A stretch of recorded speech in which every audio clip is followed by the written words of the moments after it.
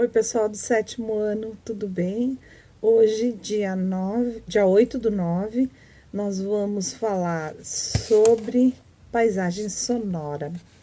Bom, antes de falarmos sobre paisagem sonora, temos um pouquinho ainda sobre o patrimônio histórico, cultural, nacional, do patrimônio material e imaterial. E a apostila nos pede para dar um exemplo de cultura e de patrimônio cultural em nosso estado.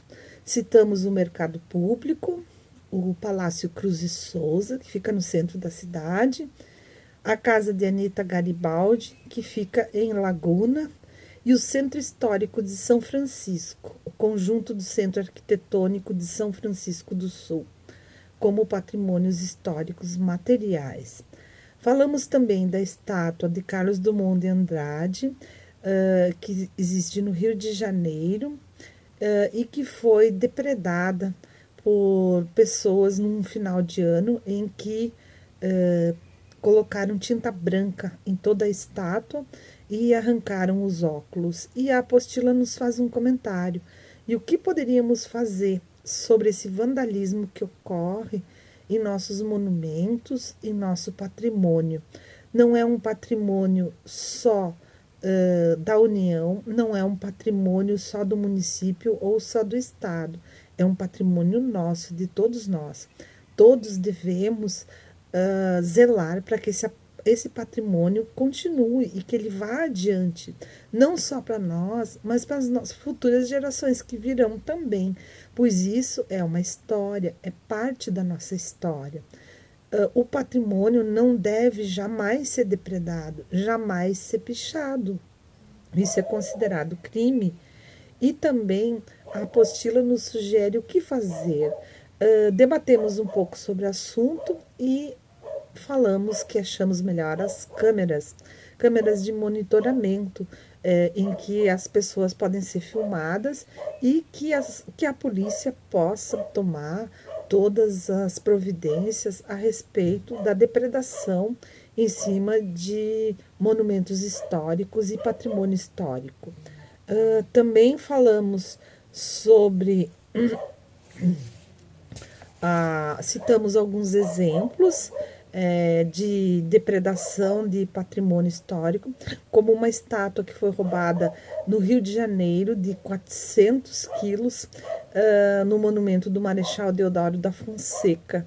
E também em Palhoça, bem próximo de nós, em que o coração, na Praça das Bandeiras, sempre é retirado. Já foram colocados várias vezes, e as pessoas continuam tirando, lamentavelmente.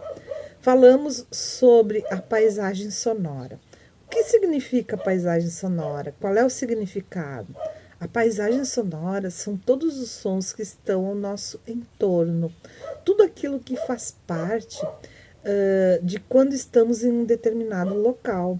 Muitas vezes estamos direcionados em nossos computadores, lendo um livro, jogando, e não estamos, o nosso cérebro não liga, não computa muito os sons externos que estão à nossa volta, mas não que ele não os identifique, ele identifica sim, só que o nosso foco de interesse no momento é outro. Então, a nossa paisagem sonora é tudo aquilo que a gente escuta, não somente barulhos, não somente coisas desagradáveis, mas coisas agradáveis também, que fazem parte do nosso dia a dia, que fazem parte do nosso cotidiano. Também podemos colocar como paisagem sonora o exemplo do som do silêncio. O som do silêncio foi criado pelo americano John Cage.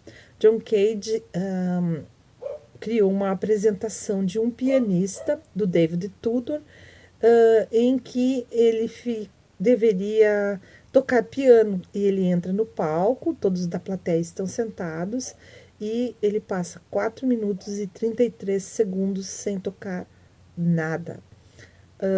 As pessoas, obviamente, que estavam sentadas esperando a apresentação e que pagaram para vê-lo, começam a conversar, começa a ouvir um burburinho, um ruído na plateia. Com isso, John Cage quis provar que o silêncio absoluto não existe. Ele fez uma experiência trancando-se em um quarto hermético em que não se podia ouvir nenhuma espécie de som, mas ele chegou à conclusão de que nós não conseguimos isso, jamais, porque dentro de nós existem ritmos que são ouvidos, que é a nossa circulação, o nosso coração e a nossa respiração. E isso não tem como a gente ficar sem ouvir. Então, ele chega à conclusão de que o silêncio absoluto não existe. Ele não existe. Porque nosso corpo, nós como seres humanos, enquanto seres humanos, não conseguimos viver sem respirar, sem o nosso coração bater e sem o nosso sangue circular. Onde quer que estejamos, vamos ter sempre o ruído da nossa vida, que é o nosso coração, nossa circulação e a nossa respiração. Em nossa aula prática, tivemos expressões faciais, modelos de expressões faciais, para começarmos a dar encaminhamento aos nossos desenhos que vêm a seguir. Muito obrigado a todos, eu espero que todos estejam bem e um grande beijo. Até a próxima. Tchau, tchau.